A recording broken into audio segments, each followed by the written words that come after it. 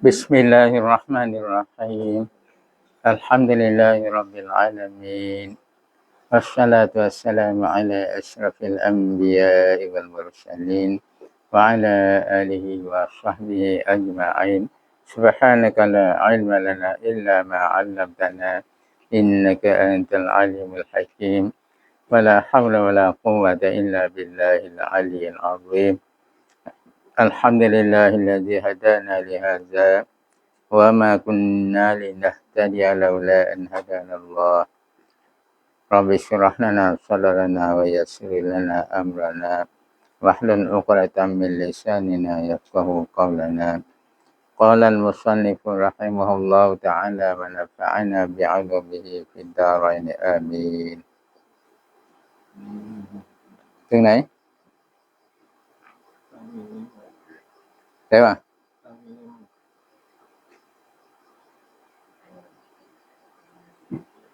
Ketahui olehmu apabila sudah tetaplah bahawa alam ini Bismillahirrahmanirrahim Ketahui olehmu apabila sudah tetap bahawa alam ini sekaliannya muhdis yakni baru maka makna baharu itu dulu daripadanya dulu daripada adanya itu Adam. Ketahui olehmuคุณจงรู้ใครล่ะอายุตุลลาภีผู้ที่แสวงหาความรู้นะจงรู้ Apabila sudah tetaplah bahawa alam ini sekaliannya muhdis maning badai dari lew maning badai มันคงแล้วbahwa alam ini wa alam ini sekaliannya ทั้งหมดนั้น muhdis alamนี้ทั้งหมดนี้จักรวาลนี้ทั้งหมดนี้ muhdis yakni baharu คือคงไหมที่ว่านั้นก็makna baharu itu เลยความหมายของ baharu ที่ว่านั้น dulu daripada adanya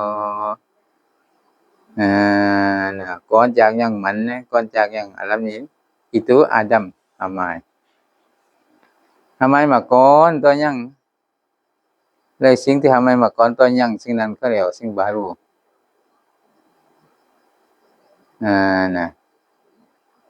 ถึงแม้ว่า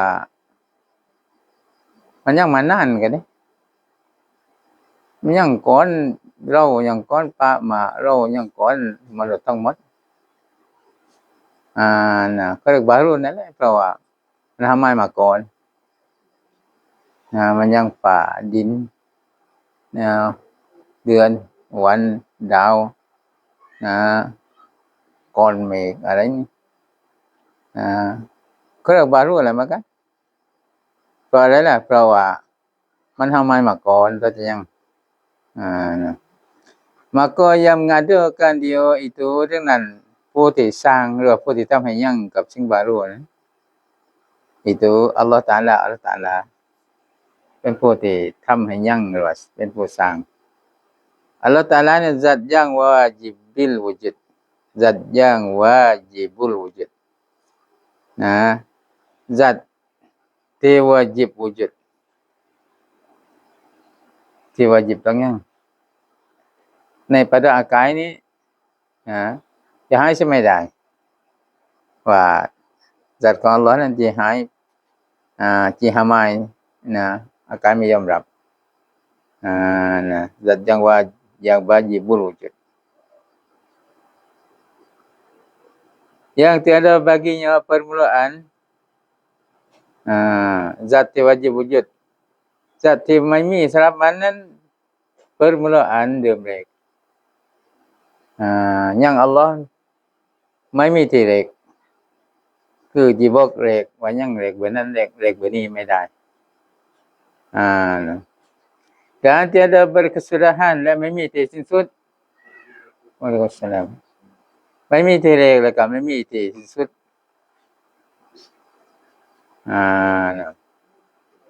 dan ada baginya และก็ยังสำหรับ zat Allah นั้น beberapa sifat kemalat มากมายสิฟัตกมาลาตสิฟัตกสมรณะอันสิฟัตที่สมบูรณ์มากมายyangอยู่ที่สัตว์ของอัลเลาะห์ yang tiada terhingga sifat kemalat yang tiada terhingga ที่ว่าไม่มีที่สุดไม่มีที่จบ baginya bagi sifat kemalat dibongkarไม่ได้ออกมากไหม pada bilang-bilangan ในการนับAllah Taala bersifat ke sifat kamalat sifat kesempurnaan sifatที่สมบูรณ์มากมายที่นับไม่ถ้วน pada nafsil amri ในตัวของสิ่งในความเป็นจริงนั่นแหละ nafsil amri sama ada sifat yang wujudiyah atau salbiyah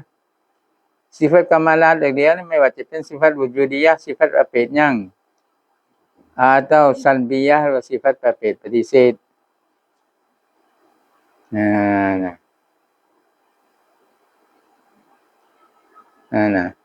kerana beberapa hadis yang menunjukkan tiada berkeseluruhan kemalat Allah Taala นี่ทำไมถึงว่า sifat kemalat ไม่มีที่สิ้นสุดในการที่จะนับนะ kerana beberapa hadis มี hadis มากมาย yang menunjukkan ที่ชี้แนะ tiada berkesudahan kemalat Allah Taala ไม่มีที่สุดไม่มีที่จบ kemalat ของ Allah Taala sifat ที่สมบูรณ์ของ Allah Taala ไม่มีที่จบ tetapi tiada wajib kita ketahui atas jalan tafsil แต่วะอะลัยกุมสลามไม่วาญิบเราจะต้องรู้ sifat kemalat อย่างนี้บนหนทาง tafsil บนหนทางที่บรรยาย1นั้น2นั้น3นั้นไม่วาญิบให้เรารู้หนทาง tafsil hanya wajib kita ketahui atas jalan ijmal แต่จริงวาญิบให้เรารู้บนหนทางรวบรวมหนทางรวบรวมมันเปิดล่ะ Allah bersifat katang mas sifat kemalat นั่นล่ะอะไรมั่งไม่วาญิบให้เราบอกไม่วาญิบให้เรารู้ dan kata musannaf lepo แต่งหนังสือUmmul Barahin ได้กล่าวว่า وكذا يجب عليه أن يعرف مثل ذلك في حق الرسل عليهم الصلاة والسلام وكذا يجب عليه أن يعرف مثل ذلك في حق الرسل عليهم الصلاة والسلام dan demikian lagi chen เดียวกัน wajib atas setiap mukallaf wajib บนทุกคนมุคัลลัฟเหมือนกับที่วาญิบบนทุกคนมุคัลลัฟต้องรู้ในสิฟัตของอัลเลาะห์นั่นแหละวาญิบมาใส่ฮารุนเช่นเดียวกันwajib บนทุกคนมุคัลลัฟ bahwa mengetahui ia setiap mukallaf แต่จริงจะต้องรู้และคนทุกคนมุคัลลัฟเนี่ยอาการsama yang nikmat itu กับเสมือนสิ่งดังกล่าวเสมือนสิ่งดังกล่าวเสมือนกับสิ่งวาญิบมาใส่ฮารุนpada Allah pada hak segala Rasul alaihi wassalatu wassalam ในสัตว์ของท่านรอซูลอะลัยฮิมุสศอลาตุวัสสลามต้องรู้มากันsifat yang wajib มุสาฮิรอสำหรับรอซูลต้องรู้มากันวาญิบมากันใครไม่รู้ไม่ปล่อยบาปมันจะเลยอยู่แก่ก็80 100ปีก็ดิไม่รู้ในสิ่งที่วาญิบมุสาฮิรอสำหรับอัลเลาะห์และสำหรับรอซูลไม่ปล่อยวาญิบdan menyebut oleh musannaf akan lafaz misla เดี๋ยวนี้musannaf ได้ถ่วงถึงลาฟามิสลาคำว่ามิสลานะว่า kaza yajibu alaihi an ya'rifa misla zalika นะเช่นเดียวกันวาญิบบนทุกคนมุคัลลัฟจะต้องรู้กับเสมือนสิ่งดังกล่าวmusannaf ถ่วงว่าเสมือนกับสิ่งดังกล่าว artinya หมายความว่า sapamo คำว่ามิสลาคือ sapamo เสมือนวาญิบทุกคนมุคัลลัฟจะต้องรู้เหมือนกับสิ่งเดียวคือเหมือนกับสิ่งวาญิบมาใส่ฮารุสำหรับอัลเลาะห์นะสิ่งที่วาญิบมาใส่สำหรับฮารุสำหรับรอซูล วาญิบเหมือนกันต้องรู้Mana misalan dia sapamo mana sapamo เสมือน Maksudnya pahala misalan kerana isyarat ia maksudnya dia sini lek kepada bahawa tiap-tiap daripada barang yang wajib dan barang mustahil dan barang yang harus pada hak rusun itu lain daripada barang yang pada hak Allah Taala.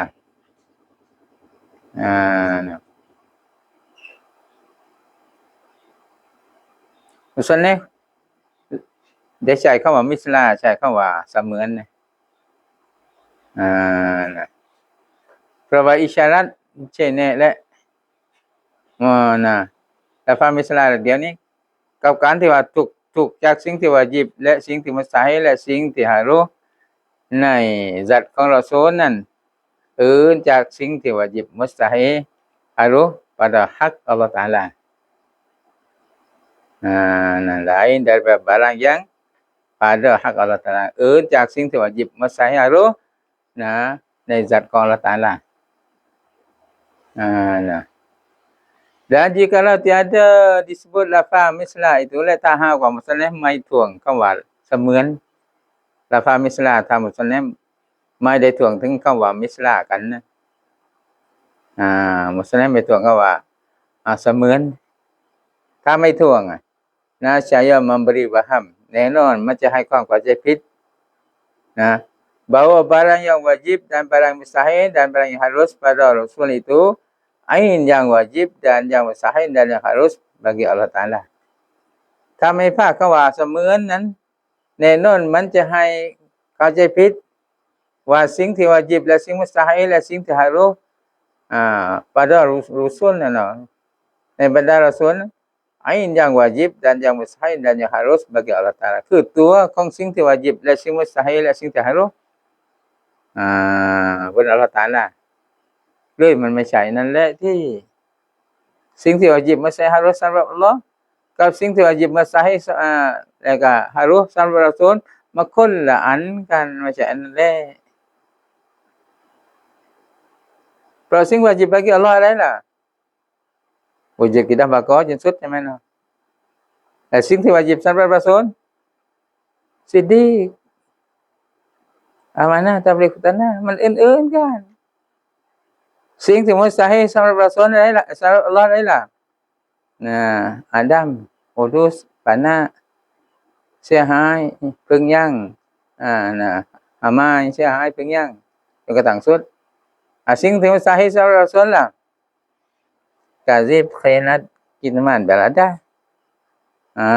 มันอื่นๆก็ไม่ใช่นั่นแหละที่นั่นแหละที่มันป้าก็ว่ามิสลาป้าก็ว่าเสมือนนั้น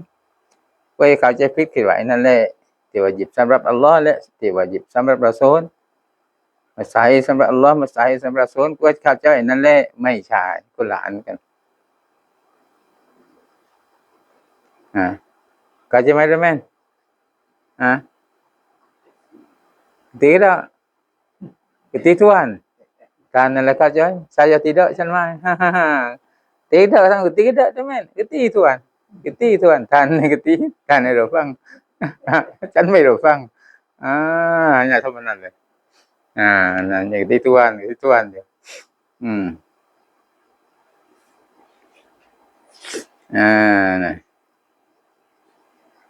nah artinya หมายความว่า wajib atas tiap-tiap mukallaf itu wajib untuk tukul mukallafนั้น mengetahui barang yang wajib bagi rasul ต้องรู้สิ่งที่วาญิบสำหรับรัสูลจะเหมาะจากรอซูลคือเอกปัตพหุพจน์รัสูล tilkar rusulu faddalna ba'dahum 'ala ba'd รัสูลเป็นคำพหุพจน์กับเอกปัตเข้าใจมั้ยแม่นเอกปัตนั่นคือคำที่ความหมายของมันชี้ให้ถึงอันนึงสิ่งนึงพหุพจน์ชี้ให้ถึงหลายอันนี้ชี้ให้ถึงรัสูลชี้ให้ถึงรอซูลหลายคนถ้ารอซูลชี้ให้ถึงรอซูลคนเดียวก็เรียกว่าเอกปัตคำพหุพจน์นี่เรียกว่าคำจำเหมาะแต่คำตัสนียะก็เรียกว่าทวีพจน์ซึ่งเราตั้งใจพหุพจน์และเอกปัตทวีพจน์ไม่รู้ฟังเป็นที่เราฟังนี่ก็ตะพจน์เราฟัง นะ อืมคือหมายความว่าวาญิบบนทุกคนมุกัลลัฟนี่มุกัลลัฟไหมนี่มุกัลลัฟได้ไหมนี่พวกเรานี่มุกัลลัฟได้ไหมได้ไหมมุกัลลัฟได้ไหมหมายที่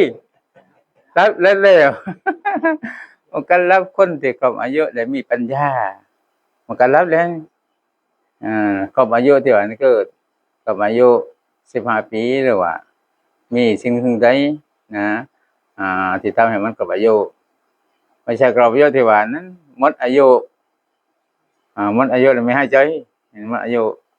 นี่ครบอายุนี่คือเนาะครบอายุ15 ปีเรียกว่ามีสิ่งใดที่ทำให้มันครบอายุนั่นก็คนเหมือนกันรับเลยแหละแล้วก็มีปัญญาวajib untukคนmukallaf itu mengetahui wajibต้องรู้ barang yang wajib bagi Rasul สิ่งที่วาญิบสำหรับรอซูลสำหรับบรรดารอซูล dan barang yang mustahil atasnya atas Rasul นะและวาญิบต้องรู้สิ่งที่มุสตาฮิลบนรอซูล dan barang yang harus baginya และสิ่งที่harus สำหรับรอซูล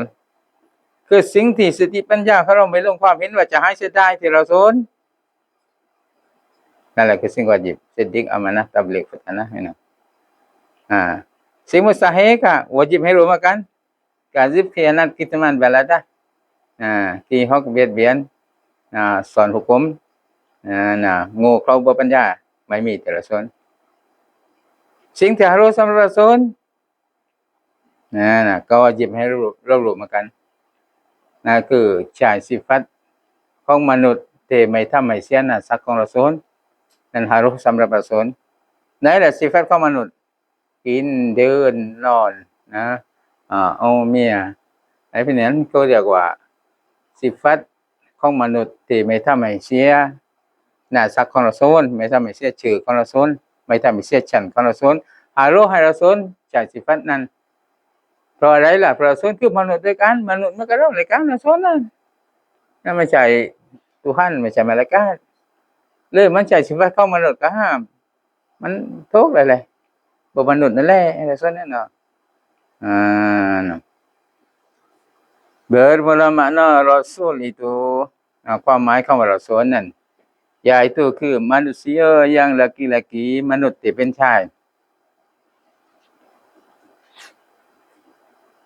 มนุษย์ที่เป็นชายแสดงว่ามนุษย์ที่เป็นหญิงนั้นไม่ได้เป็นรอซูลเป็นรอซูลไม่ได้มนุษย์ที่เป็นหญิงอัลเลาะห์ตะอาลาไม่ตั้งครรภ์ให้ถึงครรภ์รอซูลครรภ์รอซูลนี่ครรภ์สูงสุดจากมักลุกของอัลเลาะห์แล้วเลยที่เรียกรอซูลอีกเรื่องคือมนุษย์yang laki-laki ที่เป็นชายlagi merdeka อีกแล้วเป็นคน merdeka ไม่เป็นทาสใครเป็นคนอิสระyang diturunkan oleh Allah Taala akan firman kepadanya มนุษย์ผู้ชายไหนล่ะที่อัลเลาะห์ตะอาลาลงคำให้กับเขาให้กับมนุษย์นั้นอัลเลาะห์ตะอาลาลงคำสั่งให้กับเขา daripada hukum จาก hukum ของอัลเลาะห์ sama ada hukum i'tiqad dan hukum fara' syar'iyyah ไม่ว่าจะเป็น hukum i'tiqad hukum เกี่ยวกับเรื่องการยึดมั่นdan hukum fara' และ hukum เกี่ยวกับเรื่องข้อปลีกย่อย pada syariat ในอัลฮัมดุลิลลาห์ข้อปลีกย่อยในsyariat ในกฎหมายอิสลาม daripada ibadat จากเรื่องอิบาดัตอัลเลาะห์ตะอาลาลงคำสั่งให้เป็นมนุษย์ที่อัลเลาะห์ตะอาลาลงคำสั่งให้dan menyuruh oleh Allah Taala akan dia menyampaikan hukum itu kepada umatnya อัลเลาะห์ตะอาลาลงคำสั่งลงหุกมให้เพื่อปฏิบัติตัวเองและก็ใช้อัลเลาะห์ตะอาลาใช้ akan dia kan Rasul akan menyampaikan hukum itu ให้เผยแผ่หุกมนั้น kepada umatnya ให้กับอุมัตให้กับประชากรนั่นแหละคือรอซูลคนที่อัลเลาะห์ตะอาลาลงคำสั่งให้ลงหุกมให้ลงคำสั่งให้ ให้ปฏิบัติตัวเองแล้วก็เผยแผ่ไปยังลูกมันคนคนนั้นคือเรารอซูลnah dan jikalau tiada disuruh menyampaikan dia ke kunและmakan Allah Taala ลงหุมนะ Allah Taala ใช้อามาตัวเองไม่ได้ใช้ให้เผยแผ่ maka iaitu denganคนๆนั้นนบีอยู่ก็เรียกนบีหรอกก็เรียกนบีเดี๋ยวไม่เรียกรอซูลก่อน bukan rasul ไม่ใช่รอซูล maka rasul itu khusus เลยรอซูลเดียวนี่จำเพาะแต่นบี itu umum และนบีเดียวนี่umum umum คือติดพันหมดนะ maka tiap-tiap rasul itu nabi ดังนั้นทุกๆ rasul ต้องเป็นนบี dan tiada tiap-tiap nabi itu rasul และไม่ใช่ทุกๆนบีเป็นrasul ที่เข้าใจไหมท่านแม่นะกำนันกันนายบ้านเนี่ยทุกๆกำนันเป็นนายบ้านเนาะทุกๆนายบ้านเป็นกำนันไหมกำนันไหมไม่เป็นทุกนายบ้านไม่เป็นกำนันทุกกำนันต้องเป็นนายบ้านอันนี้ทุกๆรอซูลต้องเป็นนบีไม่ใช่ทุกๆนบีต้องเป็นรอซูลใหม่นะFaidatun ini suatu faedah ni ke 1 ผลประโยชน์adalah bilangan anbiya pada kaul yang muktamad ยังแหละนับแล้วจำนวนของอัมบิยะจำนวนของนบีอัมบิยะจะมาจากนบีเป็นคำพหูพจน์มาจากนบียุนอัมบิยะอย่างและ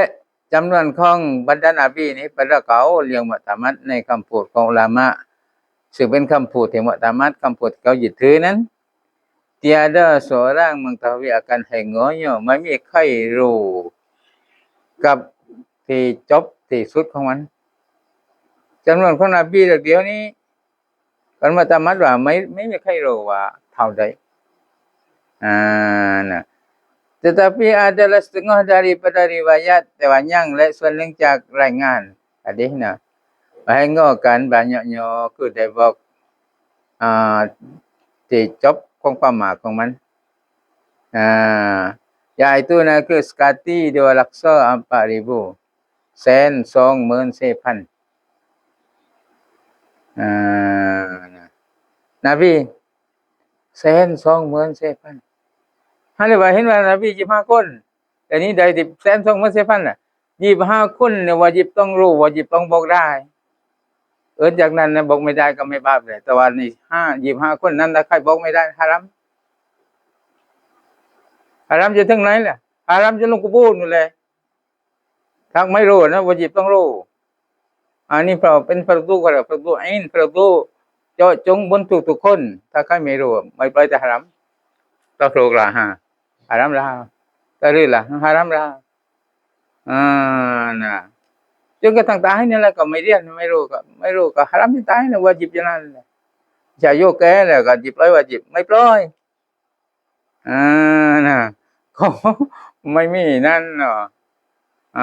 ไม่มีเกษียณนะวาญิบอย่างนั้นแหละซึ่งวาญิบอย่างนั้นเนี่ยนุกแรงเราส่งเด็กให้เรียนหรอกแต่เราไม่เรียนนะไม่ใช่ว่าเด็กเรียนรู้แล้วเราจิบปล่อยทีหลังไม่ปล่อย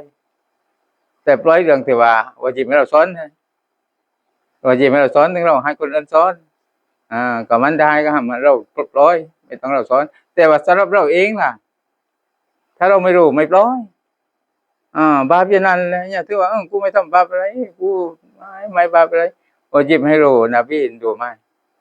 เราวาญิบนะให้รู้siapaรู้ไหมที่วาญิบให้รู้siapaให้รู้ไหมวาญิบให้รู้siapaรู้สำหรับอัลลอฮ์และสำหรับรอซูลรู้ไหมลูกนบีรู้ไหมแม่นบีรู้ไหมนะrukun namanya nggak kising romai batai namanya nggak kising romai nah syarat namanya romai นั้นวาญิบต้องรู้ทุกคนนั้นใครรู้แล้วมันครอบครัวมันยังคนรู้แล้วนะแต่มันไม่รู้ไม่ปล่อยนะกูไม่ฝืนป้ากูไม่บอกแล้วกูไม่ต้องเรียนกันได้โอ้มาไม่ปล่อยคนนี้กูไม่ฝืนพวกกูเป็นคนแล้ว กูไม่รู้ก็ไม่ร้อยคนใจกูเมียกูให้เป็นไงยี่แล้วกูนั่งกินน้ำชาก็ไม่ปื้อไม่ร้อยน่ะอันนี้แหละที่สำคัญที่ว่าให้เรียนจนตายนั่นแหละในเมื่อไม่รู้นะวาญิบอย่างนั้นแหละไม่ใช่คอยแก้คอยปล่อยวาญิบคอยแก้คอยปล่อยไม่ปล่อยนี่แหละปัญหาที่เกิดขึ้นว่างนี้คือจะส่งเด็กให้เรียนดอกแต่คนทำไม่ให้เรียนกันแต่เราเอาหน้าไม้ก็ไม่โตก็แล้วเด็กเอาหน้าไม้โตก็แล้วแต่เราไม่โตน่ะเด็กอ่านฟาติฮะห์โตเราอ่านไม่โตน่ะเด็กปล่อยวาญิบให้เราไม่ปล่อยในเมื่อเราไม่เรียนน่ะ Dan yang jadi rasul daripada mereka itu adalah diaเป็น rasul จากพวกนั้น120,000 นะเนาะ313 orang 313 คนตัวแม่นบอกได้กี่ร้อยเนาะ313 คนนะที่เป็น rasul dan pada satu riwayatในหนึ่งรายงานว่าtiada 314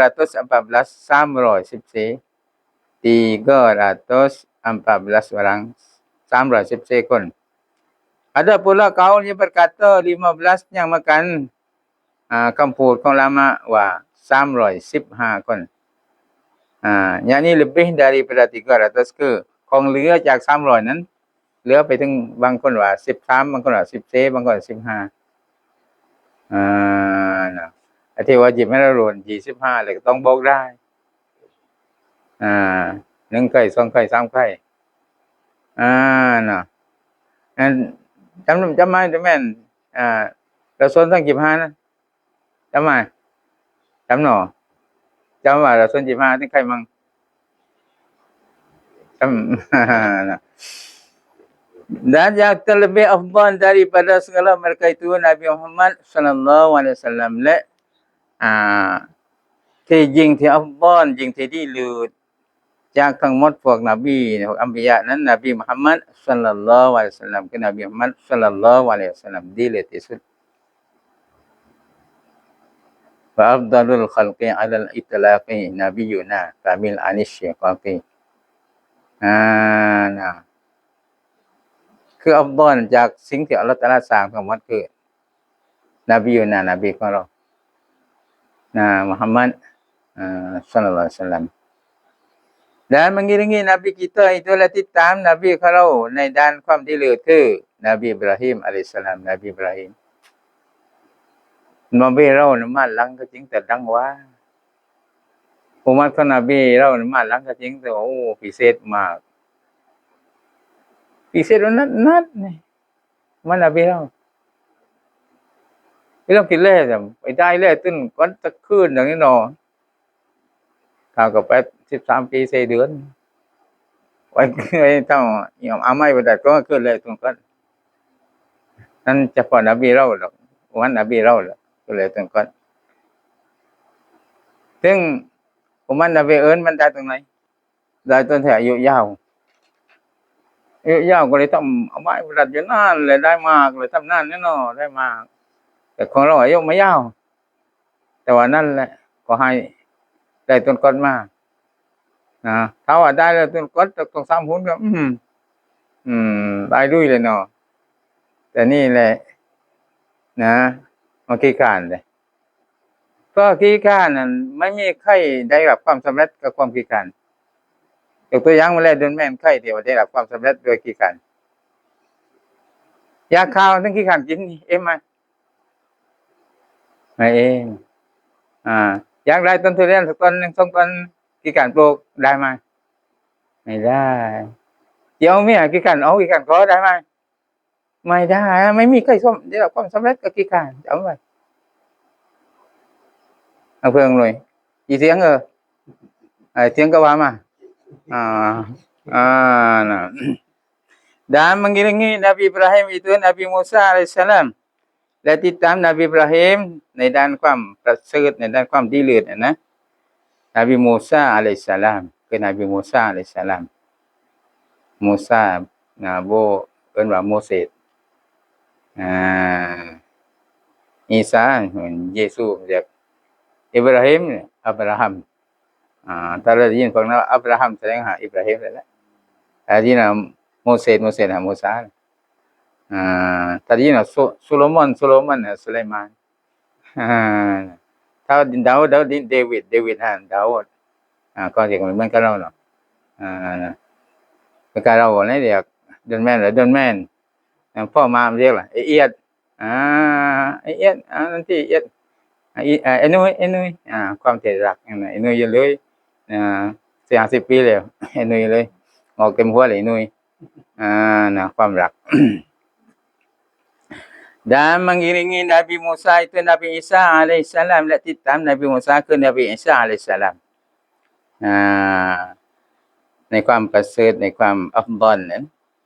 ในความดีเลิศนั้นนะนบีอีสานั้นรองมาจากนบีมูซาalaihissalam dan mengiringi Nabi Isa itu Nabi Nuh alaihissalam la titam Nabi Isa คือ Nabi Nuh alaihissalam ดีเลิศเหมือนกันนะแต่ว่ารองลงมาจากนบีอีสา maka yang 5 ini dengan hani ni nah NabiเราNabi Ibrahim nah Nabi Musa Nabi Isa Nabi Nuh setengah nah hani ni maka yang 5 ini setengah dinamakan dia ulul azmi nahมันส่วนหนึ่งdinamakan dia ulul azmi น่าว่าจะsetengahน่าจะไม่มีแล้วนะ5คนนี้นี่นบีมุฮัมมัดนบีเรานบีอิบราฮิมนบีมูซานบีอีสานบีนุฮ์นะ dinamakan dia ulul azmi เขาเรียกกับ5คนนี้ว่า ulul azmiอะไร ulul azmi artinya orang yang sangat teguh sahabatnya คนที่ยิ่งกระชับในความสามารถคนที่มีความสามารถนั้นยิ่งที่กระชับในความสามารถนั้นเราคิดเลยว่านบีนูห์เนาะ950 ปีอยู่เรียกร้องศาสนาอยู่ที่นั่นคนที่อีหม่านกับนบีนูห์ไม่ได้100คนที่นั่นถ้าหากว่าแล้วว่าถ้าปีนึงได้คนนึงเรียกว่าปีนึงเฉลี่ยไม่ได้สักคนถ้าปีนึงได้คนนึงต้องได้590เนาะต้องได้อะไรล่ะ950ก็ได้950ถ้าหากว่าปีนึงได้คนนึงนี่ปีนึงไม่ได้คนอัลเลาะห์ซุบฮานะมันนำจำเพื่อนแถวโยเยยทุบตีทักทางว่าเอ้ยนูแต่แรกเห็นประกาศนาจะเป็นรอซูลวังนี้จะเป็นพ่อค้าเลยเด้อเห็นพ่อทำเรือบางคนว่านูคือปลื้อทำเรือบุญควรเพราะว่าทำไกเล่หนูควรคือปลื้อทำเรือบุญควรต่างคนต่างว่าแม่นเนาะซอบ้าเป็นซอบ้าเพราะด้านที่ว่าถึงเวลาแล้วนะนบีนูเรียกขึ้นเรือหมดคนที่อีหมันเรียกสัตว์ให้ขึ้นเรือทุกชนิดชนิดละโคทุกท่านปล่อยน้ำมาจากบนฟ้ามั่งมาจากใต้ดินมั่งนะจนว่านบีเรือนบีนูห์ลอยโบบนควรเนี่ยเรือลอยบนควรแสดงน้ำขนาดไหนลูกนบีนูห์เดินผ่านทางนั้นนบีนูห์ว่าขึ้นเรือเลยลูกวันนี้น้ำท่วมลูกน้ำท่วมจนย่อแล้วเด่นนบีนูห์ว่าลูกว่าฉันจะไปโยกควรน้ำไม่ท่วมแล้วควรเพราะว่าที่ผ่านมาแล้วไม่เคยท่วมควรนบีนูห์เรียกขึ้นก็ไม่ขึ้นมาทุบจมต่อหน้าต่อตาก็ได้นั่นแหละนบีนูห์เสียใจว่าทุกท่านแรงกับมันบอกกับมันว่าจะไม่ให้อาลีของมันจมน้ำทำไมถึงให้ลูกของมันจมน้ำพอแรงก็แล้วว่าไม่ให้อาลีจมน้ำท่านบอกว่าคนที่ไม่อีหมันกับเจ้าไม่ใช่อาลีของเจ้าที่ล่ะถึงจะเป็นลูกเป็นเมียก็ดีแต่ไม่อีหมันไม่ใช่อาลีของเจ้าตกลงตายจมน้ำต่อหน้าต่อตานบีเรือเล่นอยู่ นะในน้ำท่วมนั้นนะอ่าหลายเดือนจนกระทั่งว่าไปจอดที่พวกเขาอยู่ดีจอดพวกเขาอยู่ดีวันจอดนั้นไม่มีอะไรจะกินเลยอาหารพอดีหมดนะตกลงว่ารวบรวมนะอาหารที่เหลือก็ยังอะไรก็อยู่รัวแล้วยังตรงไหนออกมานะยังกันเอากันออกมายังกุ้งเอากุ้งออกมานะยังอะไรเอาออกมานะเราลงคนสุรานะมาจากทางนบีนูหรือคนสุราเนี่ยถึงบ้านเราสุราไม่ค่อยนั้นแต่ได้ไม่ค่อยใครจะทำแต่ได้ไม่ค่อยก็สนใจแต่ได้ไปสนใจสุรานี่แหละนะสุราของอะไรแท้ๆไม่สนใจสุราเนาะโอ้ไปห้าไม่รู้บ้านไหนตัวบ้านไหนมหาสุราอันนี้เลยฮิตเดียวจากสุราก็สุรานั่นเนาะเจอมานั่นนะฮิตเดียวจากตัวอู้ตัวตนของมันในความหมายของมันมาไกลกันห่างไกลกันนั่นแล้วก็เมียนั่นเมียไม่ใช่ได้ทุกคนที่แต่เมียได้ทุกคนมาไม่ความว่าเราจริงเราใส่ก็ได้กับเมียเราก็เมียเราไม่ได้นะบ่เมียล่ะเมียต้องใช้เมียที่เปล่าเลยนะอันนี้สุรากินได้พวกนี้พลาดฟังสุรานะว่าสุรานะว่ามันเลยแหละสุราเนาะกินก็บักเดียวทีนี้นะdan yang lain daripada 5 ini lekat jangan kon ni setengah mereka itu afdal daripada setengahnya ส่วนหนึ่งจากพวกเราส่วนนั้นดีเลิศกว่าอีกส่วนหนึ่ง tetapi tiada ditentukan oleh syarak dan syarak ไม่ได้เจาะจงว่าใครใครดีกว่าใครไม่ได้เจาะจง syarak ไม่ได้เจาะจง akan kita กับพวกเราไม่ให้พวกเราเจาะจงว่าใครดีหรือกว่าใคร melainkan yang 5 ini jua jawapan 5 คนนี้เท่านั้น berkata oleh musannif famimma yajibu li maulana jalla wa azza asyruna sifatan ini เริ่มจะนับสิฟัตyang wajib สำหรับอัลเลาะห์ชวนมาต้นแม่นใกล้ที่ว่าสิฟัตวาญิบมันกลางแกล้งไม่รู้อะไรมือยังอะไรมั่งชวนมาบ่งมาเรียนของกูนี่กูรับรองว่ามึงอาลิฟแต่กูวัลลอฮุอะลัม